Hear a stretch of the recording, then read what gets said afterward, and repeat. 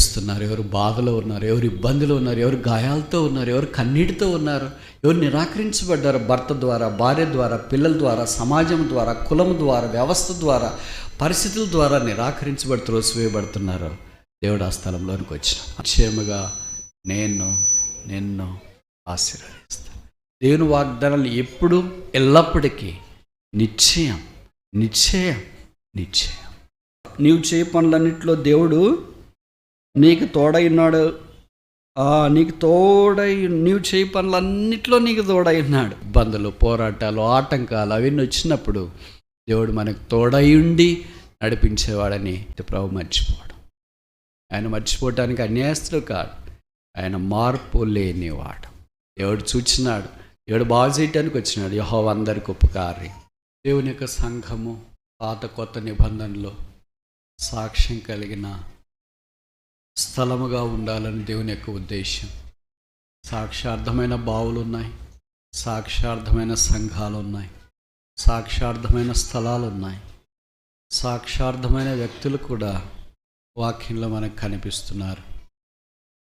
దేవుడు బెర్షెబా విషయంలో ఆది కాండము లేదా పాత నిబంధనలో ఎంత ప్రత్యేకమైన శ్రద్ధ వహించినాడో ఈ రాత్రి ఒక 5 సందర్భాలు మీ గమనానికి నేను తీసుకురావాలని కోరుతున్నాను. ఆ అనుభవము మనదై ఉండాలని దేవుని యొక్క ఉద్దేశం. రోజులు గడిచే కొలది హబక్కూకు చేసిన ప్రార్థనతో మనం కూడా ఏకీభవించి యెహోవా సంవత్సరం జరుగుతుండగా ఈ కార్యం మాలో నూతన పరచుము. Revive the work in the midst of the years. కనుక దేవుని పని మనలో నూతనముగా జరుగుట ద్వారా సంవత్సరం వెంబడి సంవత్సరము ఈ క్రైస్తవ యాత్రలో సాగిపోతున్నప్పుడు దేవ స్వభావములో మనం పాలు పొందాలని దేవుని యొక్క బీస్ట్.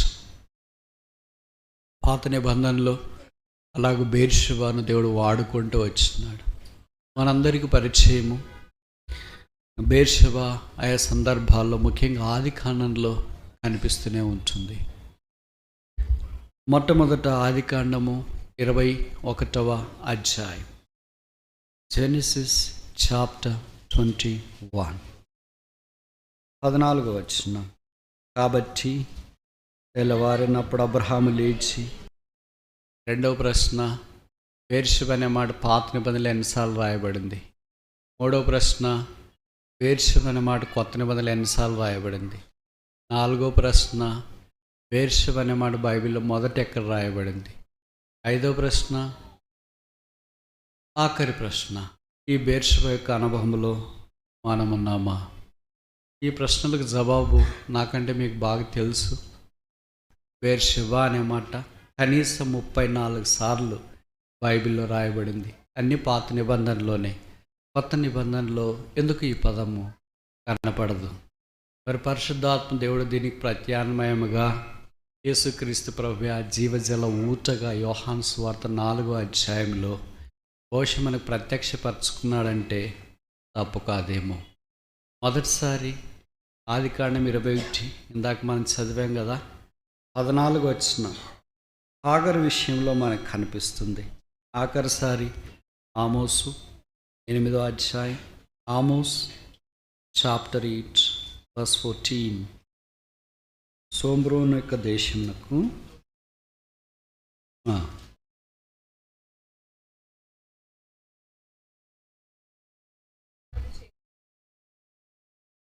బహుశా నాకు తెలిసేది ఆఖరి అనుకుంటా బైబిల్లో. కనుక దాదాపు 34 సార్లు ఈ పదం కనిపిస్తుందంటే పరిశుద్ధాత్మ దేవుడి పదం విషయం ఎంతో పట్టింపు కలిగి, పదజాలము కంటే పద తాత్పర్యం ప్రాముఖ్యం, పద ప్రయోగం కంటే పద భావం చాలా ప్రాముఖ్యం. ఇప్పుడు చిన్న ప్రశ్న ఏంటంటే, ఈ బెర్షెబా అనే మాట ఈ పాత నిబంధనలోనే 34 సార్లు కనిపిస్తుంది అన్నాం కదా. ఏ పుస్తకంలో ఎక్కువసార్లు రాయబడింది? ఆది కాండం. ఎన్నిసార్లు రాయబడింది? కనీసం 10 సార్లు రాయబడింది, 10 times. అంటే ఆది కాండంలో ఈ బెర్షెబా సాక్షార్థమైన భావన మన పితరుల జీవితం ద్వారా మనకు తెలియపరచబడుతుంది. మొట్టమొదటిసారి హాగర్ దగ్గర ఇక్కడ మనకు కనిపిస్తుంది. ఇక్కడ పరిస్థితి మనకు పరిచయమే. అబ్రహాము శారాలు దేవుడు వాగ్దానం చేశాడు, 75వ సంవత్సరమున నేను మీకు ఆశీర్వాదముగా ఉందును లేదా ఆశీర్వదిస్తాను అని. 25 సంవత్సరాలు ఎదురు చూసినారు. దాదాపు 100 సంవత్సరాలు వచ్చేటప్పటికి కూడా వాళ్ళకి కలగలేదు అని అనుకుంటూ వచ్చినారు. అంతకుముందే బహుశా ఓ పొరపాటు జరిగింది. షారా ఏం చేసిందంటే హాగర్ తీసి అబ్రహాంకి ఇచ్చింది. తర్వాత వారి ద్వారా దేవుడు కుమారుని భూమి మీదకి తీసుకుని వచ్చినాడు, పేరు ఇష్మాయిల్ అని. ఆ తర్వాత షారా కూడా దేవుని యొక్క కృపను బట్టి 21వ అధ్యాయం ఆరంభంలో మనం చూస్తాం. యెహోవా తాను చెప్పిన ప్రకారము షారాను దర్శించెను. దేవుడు దర్శించేవాడు ఎప్పుడు? ఆయన కాలములో. ఎలాగా? చెప్పినాడు గనక చేస్తాడు. ఆయన మన వల్లే అబద్ధం చెప్పేవాడు కాదు. ఈత 1:4 చెప్పబడింది, గాడ్ దట్ కెనాట్ లై. అబద్ధమాడ నేరని దేవుడు. నాకు తెలిసి ఆ దేవుని యొక్క గుణాల రాసి అక్కడ ఉంటే రాశారనుకుంటుంది. ఎందుకంటే అక్కడ తీతు క్రేతు అనే సంఘంలో ఒక కాపరిగా ఉన్నాడు. ఆ క్రేతు అనేది గ్రీస్ దేశానికి ఆవలో ఉన్న ఒక ద్వీపం. అక్కడ ఉండే మనుషులంతా చాలా ఘోరమైన వాళ్ళు. వాళ్ళని గురించి ఎంత తక్కువ చెప్తే అంత మంచిది. ఇక్కడ 11వ వచనంలో రాశారు, ఎంత ఘోరమైన వాళ్ళంటే ఎల్లప్పుడూ అబద్ధాలు చెప్తారంట. ఎప్పుడో ఒకసారి అంటే సరేలే మంట అయిపోయి అనుకోవచ్చు. ఎల్లప్పుడూ అబద్ధం ఆడవారు. ఇలాంటి వాళ్ళు కూడా ఉంటారా? ఎల్లప్పుడూ స్తుతించాలా, ఎల్లప్పుడూ ఆరాధించాలా, ఎల్లప్పుడూ సేవ చేయాలా అనే పదాలు చూసినాం. కానీ కీర్తనల్లో మనము ఎల్లప్పుడూ నీ కీర్తన ఆ నోట నుండను, ఎల్లప్పుడు నేను ధ్యానం చేసేదినని. ఇక్కడికి వెళితే తీతులో ఎల్లప్పుడూ అబద్ధం ఆడేవారు. కనుక అలాంటి మనుషుల మధ్యలోనికి ఎన్నడూ అబద్ధం ఆడనేరని దేవుడు వచ్చినాడు. అబద్ధం ఆడుట ఆయన స్వభావం కాదు. సంఖ్యాకాండంలో రాయబడింది, అబద్ధం ఆడటానికి ఆయన మనుష్యుడు అంటే అర్థం ఏంటి? Very simple, logic is simple. మనిషి ఏం చేస్తాడు? సిటీలో ఇంకేం చేస్తాము? బ్రదర్స్, సిస్టర్స్, బిలీవర్స్, ఇంకెంత తక్కువ చెప్తే అంత మంచిది అనుకుంటాం మనల గురించి. అయితే ప్రభుకు స్తోత్రాలు. ఆయన సత్యవంతుడు కాక తీరడు.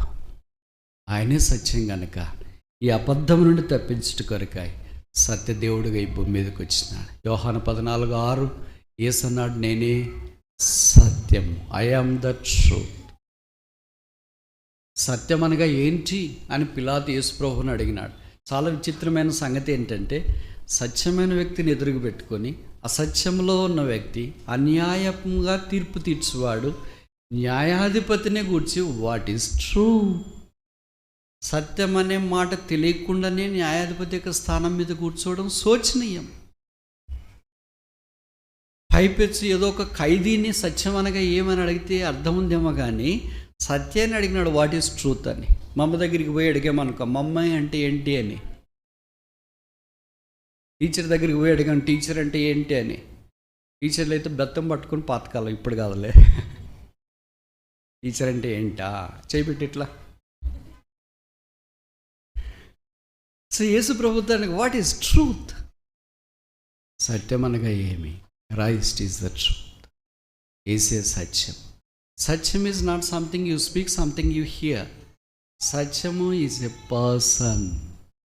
సత్యం ఒక వ్యక్తి. నేను సత్యం మాట్లాడుతున్నానంటే అర్థం ఏంటి? I speak the person. నేను ఒక వ్యక్తిని గురించి మాట్లాడుతున్నాను. నేను అసత్యం మాట్లాడుతున్నానంటే అర్థం ఏంటి? I speak a person. Who is that person? మీ తండ్రి అయిన అపవాది ఎల్లప్పుడూ అబద్ధికుడు. Is a liar, blatant liar, colossal liar, పరిపూర్ణముగా అబద్ధికుడు. అలాంటి మానవ జాతిని రక్షించి పాపక్షమాపణ అనుగ్రహించి సర్వసత్యములోనికి నడిపించుట కొరకాయి దేవుడు మానవుడికి ఈ భూమి మీదకి దిగి వచ్చినాడు. మనుషుడు తను బాగు చేసుకోలేడు, తను అబద్ధాలు చెప్పి తగ్గించుకోలేడు, తన జీవితాన్ని మార్చుకోలేడు. తనకు తానుగా పాపం నుండి బయటపడటానికి చేసే ప్రతి ప్రయత్నం అంతా తన జీవితంలో నిర్జీవము, అవాస్తవము అని చాలా తొందరలోనే తేలిపోతుంది. కానీ ప్రయత్నం చేయడం మానవ నైజం కనుక ప్రయత్నం చేస్తూనే ఉంటాడు. చాలామంది ఆ ప్రయత్నంలో ఓడిపోయి ఇంతకుముందు కంటే ఇంకా ఎక్కువ పాప స్థితిలో ఉంటారు. అందుకనే ఆత్మహత్యలు జరుగుతుంటాయి. ఎందుకని? మీ లోకంలో ఏదైనా జంతువు ఆత్మహత్య చేసుకునేది విన్నారా? ఎప్పుడైనా ఒక గాడిద ఆత్మహత్య చేసుకునింది అని చదివినారా? ఎప్పుడైనా ఒక గుర్రము పోతున్న రైలుకి అడ్డం పడి చచ్చిపోయింది అని విన్నారా? ఎప్పుడైనా ఒక పిల్లి క్యాట్ బావిలో దూకింది చచ్చిపోయింది అని విన్నారా? ఎప్పుడైనా సింహం సైనాయిడ్ తీసుకునింది అని విన్నారా? జంతువులు చేయని పని మనుషుడు చేస్తున్నాడు. మరి ఎవరు హై స్టాండర్డ్, మనిషా జంతువా? మామూలుగా మనం ఏమనుకుంటామంటే man is a supreme being. When is a supreme being he should live a supreme life, but instead he lives a inferior life. జంతువు జీలిందే మనుషుడు చేస్తున్నాడు. బహుశా బాధ ఎక్కువ ఉందేమో, ఆలోచన సరళి ఎక్కువ ఉందేమో, ఇబ్బందులు ఎక్కువ ఉన్నాయేమో, పోరాటం ఎక్కువ ఉందేమో. ఆ మనిషి దాన్ని బట్టి తన జీవితం ఇంకెందుకు అని అనుకుంటూనే ఉన్నాడు. ప్రభుకు స్తోత్రాలు. యేసుక్రీస్తు ప్రభువారు మానవుడిగా మన దగ్గరికి దిగి వచ్చి ఆ బాధ, వేదన, అవమానం, ఆ నింద, అపరాధముల శిక్ష సెలవులో భరించినాడు. ఈ 53లో చెప్పబడింది, మన సమాధానార్థమైన శిక్ష ఆయన మీద పడెను.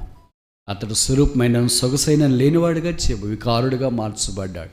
సెలవులో రక్తం కార్చి చనిపోయి సమాధి తిరిగి 3వ దినాన్ని లేచి పరలోక స్థలంలో మహామహుని యొక్క కుడి పార్శ్వమున ఆసీనుడైనాడు. That Christ is truth. ఆ క్రీస్తే సత్యం. ఇంకా క్రీస్తు దగ్గరికి రాకపోతే ప్రేమతో ఆహ్వానిస్తున్నా, ప్రభువైన యేసునందు విశ్వాసం ఉంచుము, అప్పుడు నీవును నీ ఇంటి వారును రక్షణ పొందుదురు.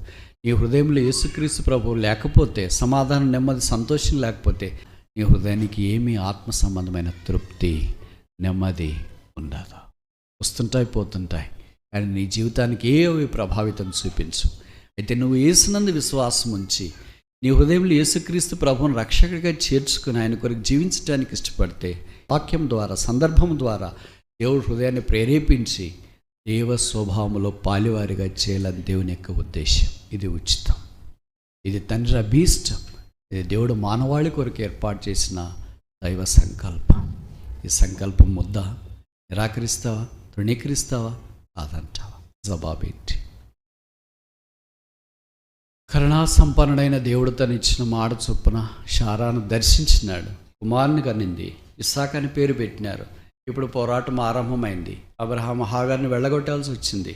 అందుకని చాలా బాధతప్త హృదయంతో హాగర్ను పంపించే సందర్భమే ఇక్కడ బేర్షెబా అని మనం చూస్తాం.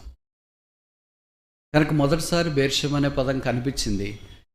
It's a deep pain, occasion of a deep pain. ఒకవైపు చూస్తే, ఇంకొక వైపు చూస్తే ఇట్స్ ఎ గ్రేట్ ఎక్సడస్. ఇదో గొప్ప నిర్గమం. ఒక మాట ఇలాగ నేను చెప్పొచ్చా? Usually Beersheba is a point way the journey takes out of its place. Point of the beginning of the journey. ప్రయాణం యొక్క ఆరంభమే బేర్షెబా. అంటే ప్రయాణం ఎక్కడికి? బహుశా హాగర్ అయితే అరణ్యంలోనికి వెళ్తుందేమో, మనమైతే యేసుక్రీస్తు ప్రభు వైపు ప్రయాణం చేస్తున్నాం. అందుకే మనం ప్రయాణికులం, యాత్రికులం, అందుకే మనం అతిథులము అనే దేవుని యొక్క వాక్యంలో మనం చూస్తున్నాం. చాలా విషాదకరమైన సంగతి ఏంటంటే, ఈమె తన కుమారుని చేతపట్టుకొని బయటికి వెళ్ళాలా, ఎక్కడికి వెళ్తుందో తెలియదు. ఇక్కడ రాయబడింది అరణ్యము, విల్డర్నెస్. మీకు తెలుసు కదా, బేర్షెబా అనేది ఎంత అరణ్యం అంటే పొరపాటును కూడా ఒక చెట్టు కూడా కనపడదంట చూస్తామంటే. అంత తీవ్రమైన అరణ్యం.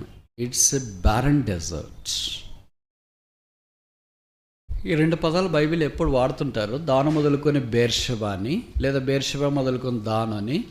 దాను అనేది ఉత్తర దిక్కున చివరి భాగం ఇజ్రాయెల్ దేశానికి. బేర్షెబా అనేది దక్షిణ దిక్కున చివరి భాగం. మన భారతదేశం గురించి మాట్లాడేటప్పుడు అంటారు కదా, కాశ్మీర్ మొదలుకొని కన్యాకుమారి దాకా అని. Same to same.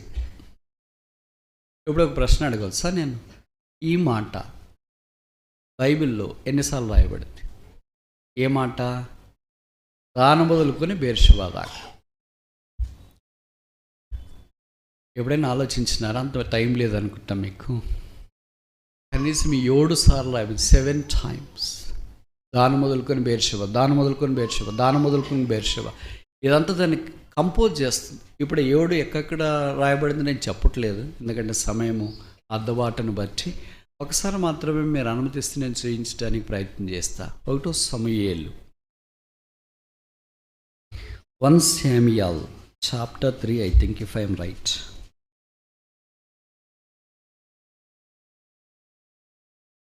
Verse 20, 3వ అధ్యాయం 20 వచ్చిన 1 సమూయేలు 3:20.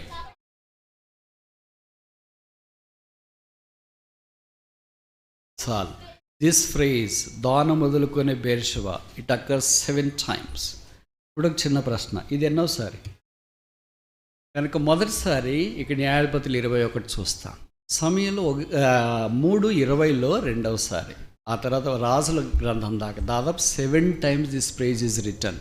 అంటే అర్థం ఏంటంటే యోడు అనేది ఏం సంపూర్ణతను జ్ఞాపకం చేస్తుంది. It's a complete picture painted by the Holy Spirit about the Holy Land. కనుక పరిశుద్ధాత్మ ద్వారా ఈ పరిశుద్ధ స్థలాన్ని గురించి లేదా దేశాన్ని గురించి, ఇజ్రాయెల్ని గురించి మాట్లాడాలంటే ఖచ్చితంగా దాని వస్తేనే బేర్షెబా వస్తుంది. వీళ్ళిద్దరూ జతగాళ్ళ, స్నేహితుల, జంట కవల, కవల పిల్లల, ప్రాణమిత్రుల, పట్టాల. కనుక బేర్షెబా తిరిగి మనకు పరిచయం చేసే సంగతి ఏంటంటే there is no other place beyond that Beersheba which can be considers in the scriptures. దేవుని యొక్క వాక్యంలో బేర్షెబా తర్వాత ఇంకా కిందకి దక్షిణ ప్రాంతంలో ఆలోచించడానికి ఇంకే స్థలం లేదు. ఇది ఇప్పటికీ బేర్షెబా అనే పిలువబడుతుంది. బైబిల్ పండితులు అంటారు this is the 4th largest city in Israel. Israel దేశంలో ఇది 4వ పెద్ద పట్టణం అని. దేవుడు బైబిల్ కొంతమంది చెప్తారు కదా, బైబిల్ కరెక్ట్ ఏంటండి, అంత తప్పలే కదా అని. నేను ఇంతకుముందే చెప్పాను, బైబిల్ ఆదికాండం మొదలుకొని ప్రకటన గ్రంథం దాకా, ఆదికాండం మొదటి వచ్చిన మొదలుకొని ప్రకటన గ్రంథం 22వ అధ్యాయం దాకా ఆఖరి వచ్చిన ఆమెన్ సమాప్తము కూడా అక్షరానుసారంగా ఇట్ ఈస్ ట్రూ. ఇప్పుడు బేర్షెబా అనేది ఉందా లేదా, అబ్రహాం ఉందా లేదా? All the places that are mention in the Old Testament, in the New Testament, in the Bible are literally found to occur in a small place called Israel. That is there in the map. Go to Google, search where Beersheba is not there. అక్కడ దేన్నైనా మీరు బైబిల్లోని ఏ స్థలానైనా మీరు వెతకండి, ఆ స్థలాలు ఉన్నాయంటే అర్థం ఏంటి? What Bible says is true. Bible ఏం చెప్తుంది అనేది అది వాస్తవం. కనుకో మనుష్యుడా, దేవుని ఎదుట నీవు నిరుత్తరుడవై ఉన్నావు. దేవుని వాక్యం అక్షర సత్యం, ఆత్మీయ సత్యం. హాగరు బయలుదేరి బేర్షెబా దగ్గరికి వెళ్ళింది.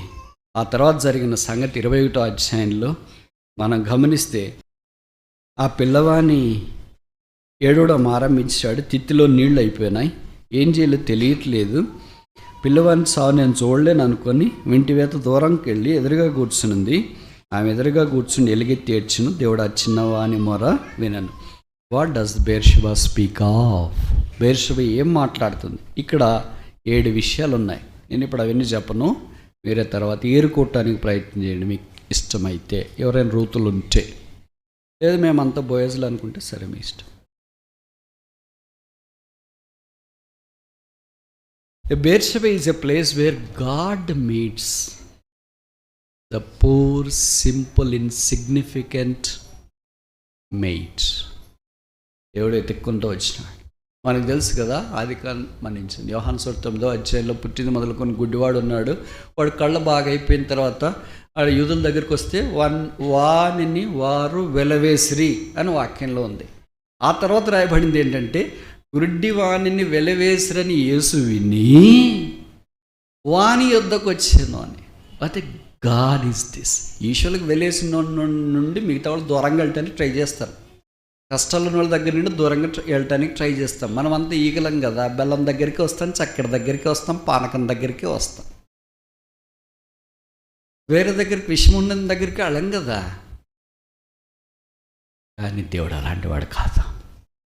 ఎవరు ఏడుస్తున్నారు, ఎవరు బాధలో ఉన్నారు, ఎవరు ఇబ్బందులు ఉన్నారు, ఎవరు గాయాలతో ఉన్నారు, ఎవరు కన్నీటితో ఉన్నారు, ఎవరు నిరాకరించబడ్డారు భర్త ద్వారా, భార్య ద్వారా, పిల్లల ద్వారా, సమాజం ద్వారా, కులం ద్వారా, వ్యవస్థ ద్వారా, పరిస్థితుల ద్వారా నిరాకరించబడి త్రోసివేయబడుతున్నారు. దేవుడు ఆ స్థలంలోనికి వచ్చిన ఆమె ప్రార్థన కూడా చేసినట్లు ఇక్కడ మనం చూడము. ఆ ప్రార్థన చేయడం కూడా బహుశా ఆమె అప్పుడు అనుకోలేదేమో, కానీ ఒకటి చేసింది. అది మనం చేయగలిగితే ఎంత బాగుంటాం. ఏంటది? ఏడ్చాను. ఏ మాట అంటే మీరు అనొచ్చు, ఇంకా సిస్టర్స్ యూజువల్ ట్రెండే అది కదా, ఏడ్చేది ఏమన్నా. నవ్వాను అంటే ఈ రెండు యూజువల్గా వాళ్ళ దగ్గర ఉండే ట్రెండే, నవ్వట ఏడ్చుట. అంటే దేనికి నవ్వాలో దేనికి ఎడవాలో తెలియకపోయినా ఆపోజిట్కి జరుగుతూ ఉంటుంది. కానీ దేవుడు ఆమె కన్నీటిని చూచినాడు. నువ్వు ఏడ్చేటప్పుడు భర్త చూడకపోవచ్చు, భార్య చూడకపోవచ్చు, పిల్లలు చూడకపోవచ్చు, ఇరుగు పొరుగు వారు చూడకపోవచ్చు. ఈ దేవుడు మనం చేసినాడు, ఈ దేవుడు కళ్ళు ఇచ్చినాడు, ఆ దేవుడు చూస్తున్నాడు. చూసి ఏడవలే, ఎంతసేపు ఏడుస్తారు, కన్నీళ్ళు ఆగిపోయేదాకా ఏడుస్తారు. ఆ తర్వాత ఇంక ఏడవలేదు కదా. ఇదంతా ఏడుపు కూడా ఒక పర్ఫార్మెన్స్ అని ప్రభు ఎప్పుడు అనుకోడు. మన ఇంట్లో అలాగ అనొచ్చేమో, వారు ఏడుస్తుంటే భర్త అనొచ్చేమో, అమ్మాయి పర్ఫార్మెన్స్ ఆపుతావా, ఆస్కార్డ్ ఇమ్మంటావా. దేవుడు చూచినాడు, దేవుడు బాగు చేయటానికి వచ్చినాడు. యెహోవా అందరికి ఉపకారి. దేవుడు ఆ తర్వాత వీరిని ఆశీర్వదించిన సంగతి మనం చూస్తాం. కనుక ఈ బెర్షెబా మొదట మనకు జ్ఞాపం చేసే సంగతి ఏంటంటే ప్లేస్ ఆఫ్ సెపరేషన్, లోకము నుండి వేరు చేయబడట. ఆ స్థలంలో ఉన్నప్పుడు మనకి ఇది చాలా కష్టం. Separation is very tough thing for అస్.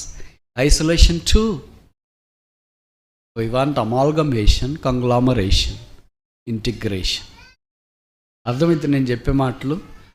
గుంపులో ఉండాలంటే, అంత కలిసి ఉండాలంటే ఎంతో బాగున్నట్లు మనకు అనిపిస్తుంది. దేవుడు కొన్నిసార్లు ఏం చేస్తాడంటే సెపరేట్ చేస్తాడు. గోధుమలను గురుగుల నుండి వేరు చేయొచ్చు, లేదా గురుగులను గోధుమ నుండి వేరు చేయొచ్చు, గొర్రెలను మేకల నుండి వేరు చేయవచ్చు. దేవుడు వేరు చేస్తున్నప్పుడు దేవుని మాటకు అంగీకరించడం చాలా ప్రాముఖ్యం. బెర్షెబా మనకు జ్ఞాపకం చేసేది పెయిన్ఫుల్ ఎక్స్పీరియన్స్ ఆఫ్ సెపరేషన్, ప్రత్యేక జీవితాన్ని మనకు తెలియజేస్తుంది. రెండవది చూస్తామా, ఆది కాండము 21వ అధ్యాయం 32వ వచనం. Genesis chapter 21 verse 32. దేవుడు మనతో మాట్లాడతాడు, ఆయన సన్నిధి మనకు చూపిస్తాడు. కనుక హాగరుతో దేవుడు తను యెహోవా దూత, ఇక్కడ రాశారు కదా మాట, 21వ అధ్యాయము 17వ వచనం.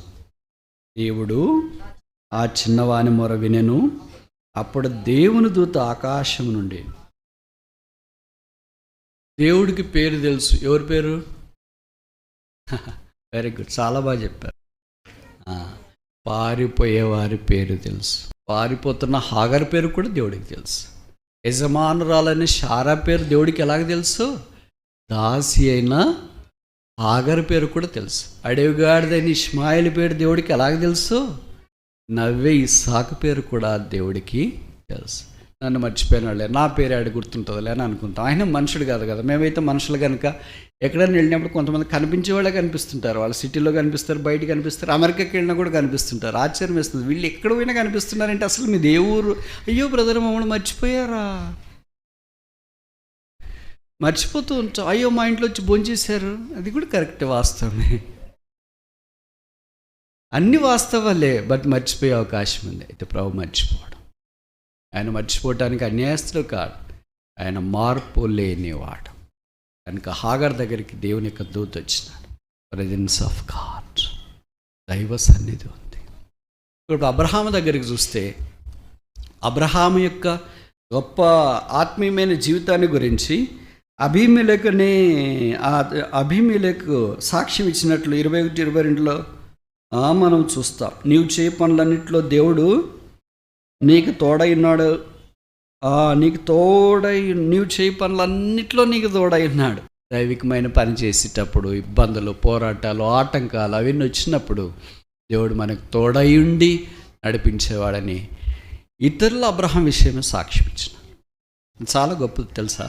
మన పితరులు అబ్రహాం, ఇస్సాకు, యాకోబు, యోసేపుల గురించి వాళ్ళ ఇంట్లో వాళ్ళు చెప్పిన దానికంటే ఇతరులు ఎక్కువ మంది సాక్ష్యం ఇచ్చినారు. అది ఆది కాండంలో మనం స్పష్టంగా గమనిస్తూ ఉన్నాం. ఇప్పుడు బెర్షెబా దగ్గరికి వచ్చిన తర్వాత వారు సమాధాన పడినారు. అబీమెలెకు, అబ్రహాం, గొమర్రా కొరకు అబ్రహాం దేవుని సంధిలోనికి వచ్చి 50 మంది నీతిమంతులు ఉంటే కాపాడవా, 45 ఉంటే కాపాడవా, 40 ఉంటే కాపాడవా, 30 ఉంటే కాపాడవా, 20 ఉంటే కాపాడవా, దుమ్ము ధూళి ఎగిరిపోయి చెత్తలంటాడు. ఇంకోసారి అడగనా, 10 మంది ఉంటే కాపాడవా, 10 మంది ఉన్నా నేను కాపాడతా. ఇలాగ ప్రార్థన చేసి అబ్రహాం ఉంటే ఎలాగుంటుంది? బైబిల్లో రాయబడింది, అబ్రహాం తన ఇంటికి వెళ్ళాను, యెహోవా తిరిగి తన స్థలానికి వెళ్ళాను. 18. Abraham is a man of faith, a man of prayer. A person who has a faith can only exercise the prayer. ఎవరు విశ్వాసం ఉంటుందో వాళ్ళు మాత్రమే ప్రార్థన జీవితాన్ని కొనసాగించగలరు. ప్రార్థన అంటే సాధారణంగా మనమేమనుకుంటామంటే ఏందో మనకి ఏం కావాలో అది అడిగేదే కదా దేవుని సన్నిధిలోని. ఇదే డిమాండా? ఏమి కావాలో అది అడిగేది. అంటే అవసరం లేని వాళ్ళు ఇప్పుడు యేసుప్రభువుకి ఏం కావాలో చెప్పండి. ఏమైనా ఆయనకు కావాలా? మనకంటే ఏదో బట్టలు కావాలా, ఇల్లు కావాలా, వాకిలు కావాలా, తర్వాత చదువు కావాలా, ఉద్యోగం కావాలా, పెళ్లి కావాలా, పిల్లలు కావాలి, ఇవన్నీ కావాలి కనుక మనం అడుగుతాం. యేసుప్రభువుకి ఇవన్నీ అవసరమా? కానీ లూకాసు సువార్తలో యేసుప్రభు వారు ప్రార్థన చేసినట్టు దాదాపు 7 సార్లు రాశారు. ఏం ప్రార్థన చేసింటాడు మరి? ఏం అడిగింటాడు మరి? That's a higher level of prayer, higher altitude of prayer. మత్తయి సువార్త 6వ అధ్యాయంలో మాకు ప్రార్థన ఎలాగ చేయాలా అని అనుకుంటే మీరు ఇలాగ ప్రార్థన చేయుడి అని పరలోక ప్రార్థన చెప్పాడు. కొంతమంది బయట సహవాసంలో అడుగుతున్నారు, మీరు ప్రార్థన చేస్తారు కానీ హెబ్రోన్ ఫెలోషిప్ వాళ్ళు ప్రార్థన అంతా అయిపోయిన తర్వాత ఈ పరలోక ప్రార్థన చెప్పరేంటి? సరే, నేను వాళ్ళని ఏం అడిగినానంటే మీరు ఎందుకు చెప్తారు అని అడిగా. మేము చెప్పట్లేదు, కరెక్ట్, వాస్తవమే. మీరు ఎందుకు చెప్తారు? వాళ్ళకి నో జవాబు. ఎవరో పెద్దోళ్ళు చెప్పేశారు కనుక మేము చెప్పేస్తున్నాం. ఇప్పుడు నేను వాళ్ళకి చెప్పిన జవాబు ఏంటంటే యేసు ప్రభు మత్తయి సువార్త 6వ అధ్యాయంలో ఆ ప్రార్థన చెప్పినాడు. ఆ తర్వాత ఆయన కానీ ఆయన శిష్యులు కానీ బైబిల్లో కానీ తిరిగి ఆ ప్రార్థన ఎప్పుడైనా రిసైట్ మళ్ళా రాయబడిందా, రిపీట్ అయిందా? దేవర్ స్పీచ్లెస్. దాని అర్థం ఏంటంటే మళ్ళీ ప్రార్థన చేయకూడదని కాదు, అది బేసిక్. కేజీ సిలబస్, నువ్వు కేజీ సిలబస్ పిహెచ్డీలో తీసుకుని వెళ్ళి సేమ్ ఒకటే కదా చదువు అని అంటే కుదరదు. ఆ సిలబస్ వేరే, ఈ సిలబస్ వేరే. అవి రైమ్స్. ఇక్కడికి వచ్చిన తర్వాత అన్నీ మారిపోతాయి. రీసెర్చ్ రైమ్స్ ఎక్కడ, రీసెర్చ్ ఎక్కడ? ట్వింకిల్ ట్వింకిల్ లిటిల్ స్టార్ ఎక్కడ? రీసెర్చ్కి వెళ్ళిన తర్వాత ఎక్కడైతే they cannot match, they cannot sync. వాడు ఫ్రీక్వెన్సీ వేరే, హయ్యర్ లెవెల్ ఆఫ్ ప్రేయర్. అందుకనే ప్రార్థన ఇక్కడ సామాన్యంగా ఆరంభించబడుతుంది.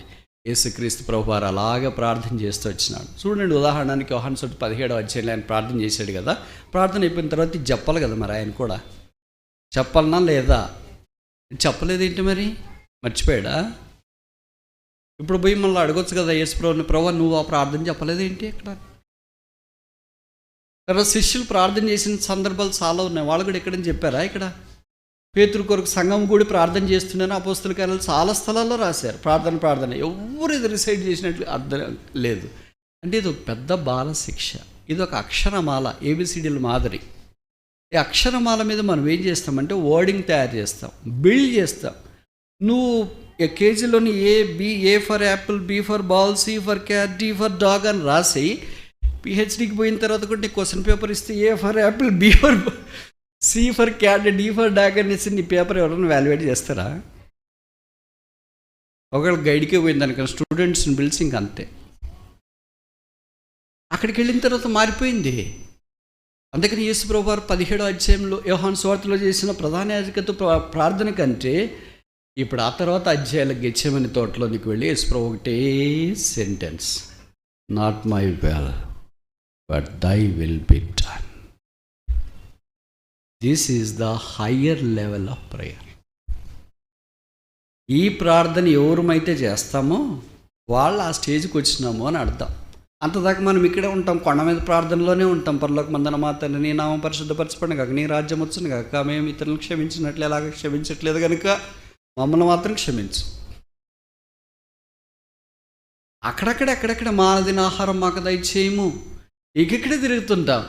అక్కడికి వెళ్ళి గెత్సేమనే దగ్గరికి ప్రార్థనకి వెళ్ళిన తర్వాత a climax of the prayer, the culmination of the prayer of the saint and the family and the church should be not my will but thy will be done. And very rarely we pray this prayer in the church, in individual life. మన వ్యక్తిగత కుటుంబ సంఘ జీవితాల్లో ఈ ప్రార్థన చాలా అర్థంగా చేస్తాం. కనుక ప్రార్థన అంటే ఇది ఏమని అర్థము? Lord not my will but thy will be done. ఇది ఎప్పుడో మర్చిపోయాం. మనం పాయింట్లు చెప్తాం, వాళ్ళకి బాగాలేదు, వీళ్ళకి బాగాలేదు, వాళ్ళు అట్లా ఉన్నారు, ముట్టండి, తాకండి, స్వస్థపడి, వెనక్కి ముందుకు రండి, పక్కన ఉండండి, అక్కడ తీసుకెళ్ళండి, ఇక్కడ తీసుకెళ్ళండి. This all basic prayer. అందుకే యేసు ప్రభువారు ఆ ప్రార్థన చేసిన. అబ్రహాము ప్రార్థన జీవితంలో అంత ఎలివేషన్లోనికి వెళ్ళాడు. అంత ఉన్నత స్థానంలోనికి వెళ్ళాడు. బెర్షెబా మనం కూడా ప్రార్థనా జీవితంలో అంత ఎలివేషన్లోనికి వెళ్ళాలి, అంత ఉన్నతమైన స్థానంలోనికి వెళ్ళాలని మనం చూస్తాం. మీకు తెలుసు కదా, ఒక ఇల్లు కట్టిన తర్వాత దాని బయట, నాకు తెలియదు ఎవరో సివిల్ ఇంజనీర్స్ అంటే విన్నా, బయట ఎలివేషన్ అని ఒకటి పెడతారంట. ఒక స్ట్రక్చర్కి అంత ఎలివేషన్ ఎలాగుందో వ్యక్తిగత క్రైస్తవ జీవితంలో ప్రార్థన కూడా ఎలివేటెడ్ ప్రేయర్. మూడవది చూస్తామా? ఇప్పుడు చదివాం 26-25, ఆదికాండం 26-25.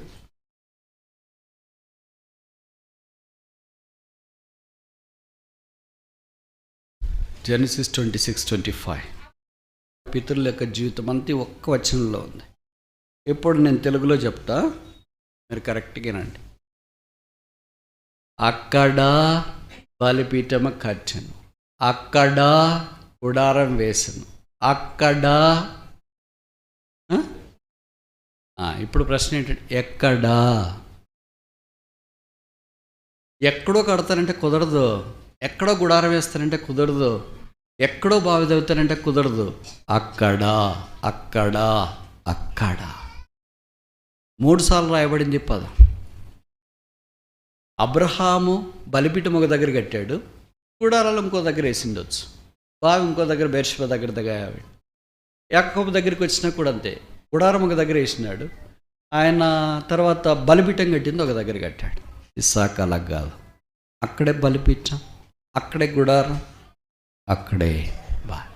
ఈ 3 క్రైస్తవ జీవితంలో 3 ఆధ్యాత్మికమైన సంగతులను జ్ఞాపకం చేస్తుంది. బలిపీఠమే జ్ఞాపకం చేస్తుంది అవర్ రిలేషన్షిప్ విత్ గాడ్, దేవునితో మనకున్న సంబంధాన్ని తెలియజేస్తుంది. నేను దేవుని వాడను, I do not belong to this world, I belong to God, ownership. రెండవది ఏంటి? అక్కడ గుడారం వేసెను, గుడారం ఏ జ్ఞాపకం చేస్తుంది? స్టివార్డ్షిప్. ఒక గుడారం ఉందంటే వేసి మన దాన్ని మనం పోవడానికి లేదు, మెయింటెనెన్స్, బాధ్యత, కార్యనిర్వహణ. ఇది బాగుందా లేదా, వర్షం వస్తే ఎలాగుంటుంది, గాలి వస్తే ఎలాగుంటుంది, ఎండ వస్తే ఎలాగుంటుంది, తుఫాన్లు వస్తే ఎలాగుంటుంది, భూకంపం వస్తే ఎలాగుంటుంది. Stewardship. We have ownership, we have stewardship. తర్వాత మూడోది ఏంటి? బావి త్రవ్వెను. బావి నీళ్లు ఒకళ్ళ కొరకే కాదు, ఊట నీళ్లు ఒకళ్ళ కొరకే, ట్యాంకు నీళ్లు ఒకళ్ళ కొరకే, ట్యాబు నీళ్లు ఒకళ్ళ కొరకే. బావి నీళ్ళు అయితే ఒకరే కాదు, ఒక కుటుంబమే కాదు, ఊరంతా కూడా తాగొచ్చు పెద్ద బావి. కనుక అక్కడ బావి త్రవ్వెను. It talks about the rulership. ఇతరులకు సహాయం చేసేది, ఇతరులకు పరిచయం చేసేది, ఇతరులకు మేలు చేసేది, ఇది మనకు జ్ఞాపకం చేస్తుంది. Beersheba is such a place for Isaac. ఇస్సాకు ఒక బెర్షెబా అలాంటి స్థలం. మన సంగతి ఏంటి మరి? బెర్షెబా ఓనర్షిప్, ప్రభువే నా యజమానుడు అనే ఓనర్షిప్ ఉందా? నేను ప్రభు యొక్క గృహ నిర్వాహకుడను, స్టువార్డ్షిప్. నేను ప్రభు ద్వారా ఏలబడేవాడను. అందుకే ఆయన అన్నాడు కదా, ఆ బావి సుకారని బావి దగ్గర యోహాను సువార్త 4వ అధ్యాయంలో కూర్చుండి సమరయ స్త్రీ వస్తే, అమ్మ దాహమునకిమ్ము. A person who is sitting at the well is requesting for a part of water. So strange కదా, పారాడాక్స్ కాదు.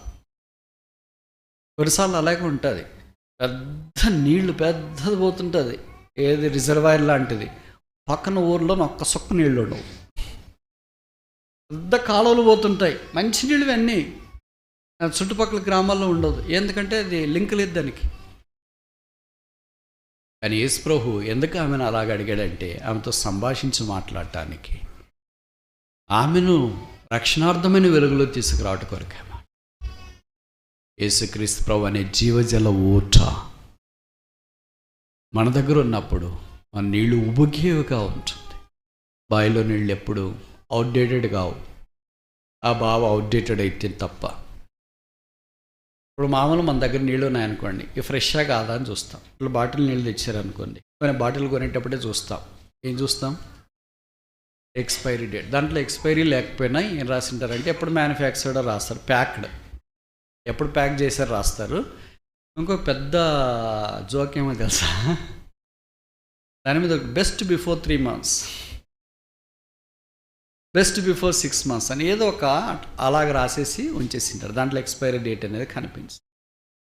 ఇప్పుడు ఇది ఇచ్చిన తర్వాత ఈ నీళ్ళు ఎక్స్పైరీ అయిపోయినాయా లేకపోతే ఇది తాగొచ్చా లేదా అని మనం ఆలోచిస్తాం. బావి దగ్గర కూర్చొని ఇది నిన్నటి నీళ్ళ, మొన్నటి నీళ్ళ, పోయిన వారంవే, పోయిన మాసంవే. బావి దగ్గర అలాగ లేదు. బహుశా మీకు బావి నీళ్ళు తాగే అలవాటు లేదని, నేను ఒక చిన్న గ్రామం నుండి వచ్చినాను.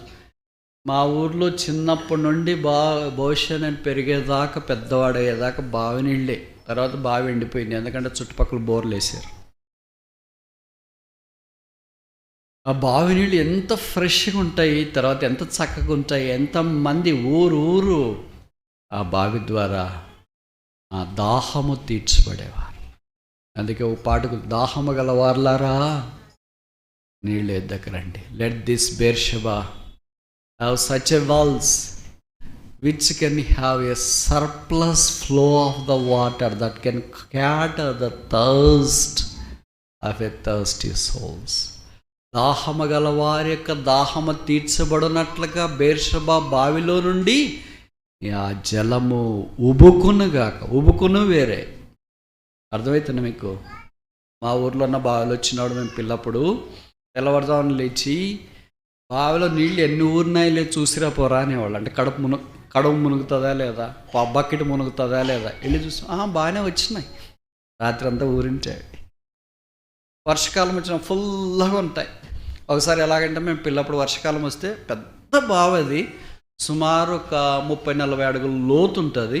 దాన్ని బావి నిండి పొర్లి పారుతున్నాయి, ఊర్లో కూడా వచ్చేసినాయి. So strange.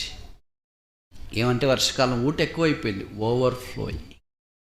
అందుకే కీర్తనకాడు 23 అన్నాడు కదా, my cup runneth over, my well runneth over, my spring runneth over. నా గిన్నె నిండి పొర్లుచున్నది.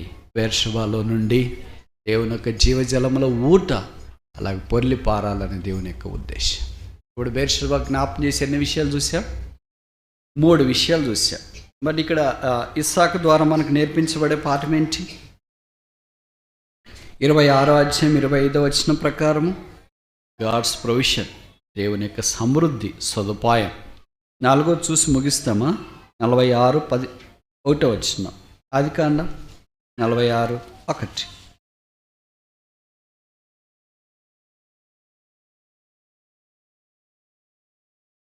చాలు, బేర్షెబాకు వచ్చి ఇస్సాకు దేవునికి బలు అర్పించును. 5వ వచనం. చాలు. ఎక్కడి నుండి వెళ్ళాను? ఇప్పుడు చదవండి 28వ అధ్యాయం.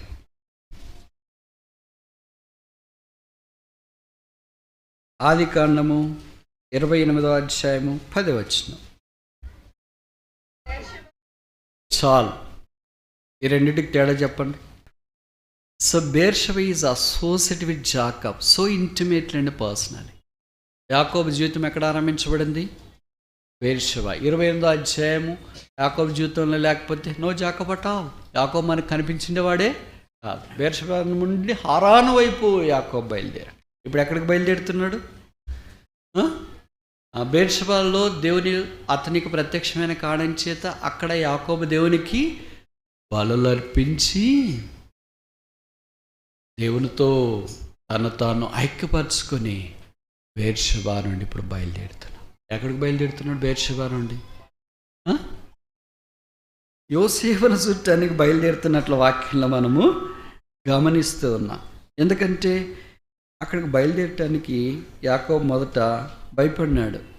అక్కడ ఏం జరుగుతుందో, ఐగుప్తులోన చాలా కష్టం కదా, మనం తెలియని స్థలాలకు వెళ్తున్నాము, నా కొడుకేం ఉన్నాడు కానీ వాడి పరిస్థితి ఎలాగుందో ఏం కదా అని భయపడితే, ఇప్పుడు ప్రభు అన్నాడు నీవేం భయపడాల్సిన పని లేదు, యాకోబు యాకోబు అని దేవుడు పిలిచిను.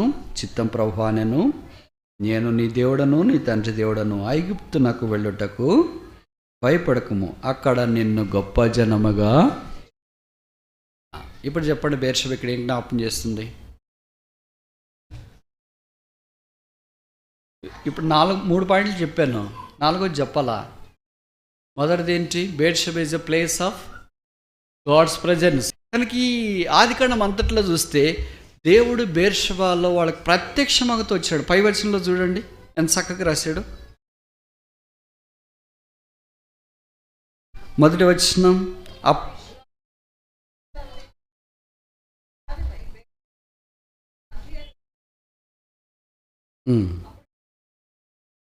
చాలు. ఎప్పుడు వెరీ గుడ్.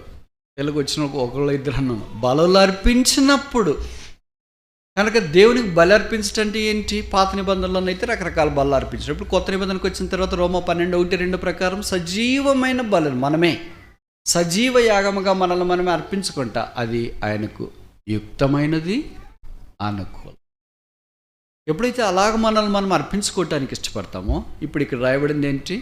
అప్పుడు ఆ రాత్రి దేవుడు అతనికి ప్రత్యక్షం. ఈ రాత్రి ఎలాగుంది? ఇప్పుడు 28 చదవండి.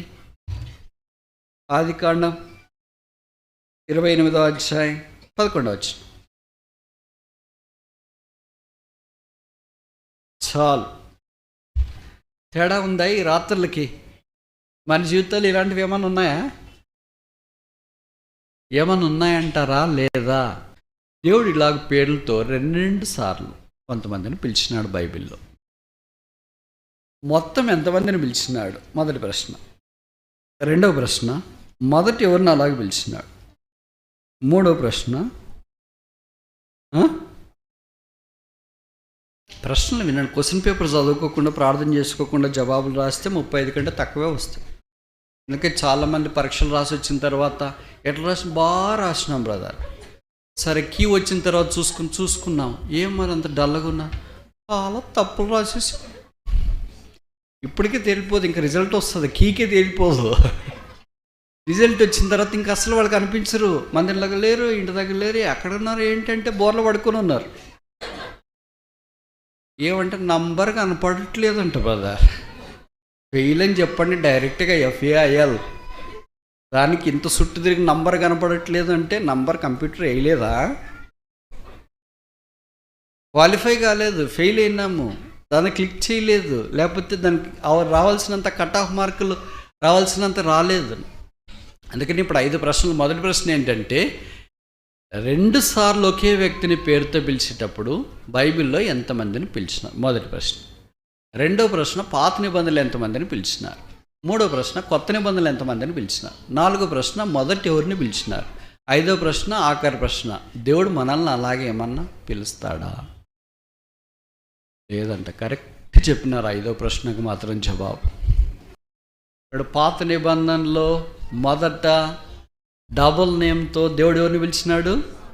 అబ్రహామా. తర్వాత ఎవరిని పిలిచినాడు? యాకోబు.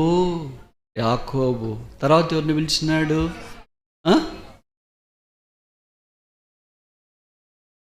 పాయింట్లు ఎగరగొట్టి, గ్రాఫ్లు ఎగరగొట్టి, ఫిగర్స్ అన్ని ఎగరగొడితే తక్కువ మార్కులు వస్తాయి. ఎందుకంటే మనం మ్యాన్స్క్రిప్ట్స్ ఎవాల్యుయేషన్ చేసినప్పుడు తెలుస్తుంది కదా, ఏం రాసినారు, ఏం కథ, అట్లా ఇట్లా తెలిసిన తర్వాత మళ్ళీ వస్తే క్లాస్ బిగుతారని పొరపాటును కూడా కనిపించరు. ఏంటి అమ్మాయి కనిపించలేదు, ఏంటి కనిపించలేదు, బాగలేదు సార్ ఆరోగ్యం.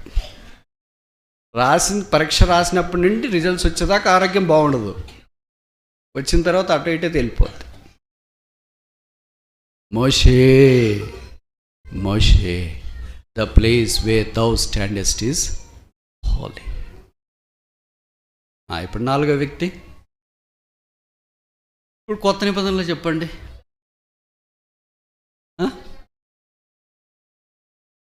లాస్ట్ పాయింట్ రాసేసారా? ఏమంత అప్పుడే మా రక్షణ పొందలేదు కదా, ఆత్మీయుడేం కాదు కదా. కానీ ఆయన ద్వారా పట్టబడినాడు కనుక, సౌలా నన్నేలా హింసించవచ్చు. ఇక్కడ అబ్రహామును 22వ అధ్యాయంలో ఎందుకు పిలుస్తున్నాడండి? అబ్రహాం తన ఏకైక కుమారుణ్ణి మోరియా పర్వతం మీద బలర్పించడానికి తీసుకెళ్ళాడు కనుక. అప్పుడు దాకా చరిత్రలో అది జరగలేదు, దాని తర్వాత చరిత్రలో కూడా జరగాలి. దేవుడు దానికి స్పందించి అబ్రహామా. ఇప్పుడు ఎక్కువైపోయింది అనుకోండి పిల్లలు, ఇంకా ముగించండి అని అర్థం, టైం అయిపోతుంది. సరే, ఇప్పుడు 4 విషయాలు బేర్షెబా జ్ఞాపకం చేసేది చూసా. మొదటిది ఏంటి? Beersheba talks about the presence of God, దైవ సన్నిధిని జ్ఞాపకం చేస్తుంది. రెండవది టాక్స్ అబౌట్ ద ప్రేయర్, ప్రార్థన జ్ఞాపకం చేస్తుంది. మూడవది టాక్స్ అబౌట్ ద ప్రొవిజన్, దేవుని సదుపాయాన్ని జ్ఞాపకం చేస్తుంది. నాలుగవది టాక్స్ అబౌట్ గాడ్స్ ప్రామిస్, నేను నిన్ను గొప్ప జనముగా చేస్తా. యాకోబు మాట నమ్మినాడు. మనకు తెలుసు కదా, యాకోబు కడుపులో నుండి రాజు కాదు రాజులు వచ్చినారు. దేవుడు అబ్రహాముతో చెప్పి, నిశ్చయముగా నేను నిన్ను ఆశీర్వదిస్తాను. God's promises are always sure, double sure. దేవుని వాగ్దానాలు ఎప్పుడు ఎల్లప్పటికీ నిశ్చయం నిశ్చయం నిశ్చయం. మనం చెప్తుంటాం కానీ మీరు మీటింగ్కి వస్తే షూర్, అదంతా ఇన్కరెక్టే. ఊరికే ప్రేజ్ మనం నేర్చుకున్నాం కదా ఇంగ్లీష్. కానీ దేవుడు once he says that surely I will bless thee, surely I will come thee, I will come to thee, surely I will be with thee. నిశ్చయంగా నేను నీతో ఉంటా, నిశ్చయంగా నేను నీ యొద్దకు వస్తా, నిశ్చయంగా నేను నిన్ను దీవిస్తా, నిశ్చయంగా నేను నీకు సహాయం చేస్తా. అబ్రహాంతో నిశ్చయముగా నేను నిన్ను దీవించాను. అందుకే పాట కూడా ఉందనుకో, నిశ్చయముగా నేను నిన్ను దీవించేదను, నిశ్చయముగా నేను నిన్ను వృద్ధి పొందించేదను. ప్రత్యక్షమై దేవుడు పలికినాడు. అబ్రహాముకు ప్రత్యక్షమాడు, ఇస్సాకు ప్రత్యక్షమాడు, యాకోబుకు ప్రత్యక్షమాడు. ప్రత్యక్షమయ్యే దేవుడు ఈ బేర్షెబా ద్వారా, వాక్యం యొక్క ప్రత్యక్షత ద్వారా మనకు కూడా ప్రత్యక్షమై మనల్ని కూడా ఆయన సిద్ధం చేసి తను ఇచ్చిన వాగ్దానాల యొక్క నెరవేర్పులోనికి తీసుకుని వచ్చును గాక.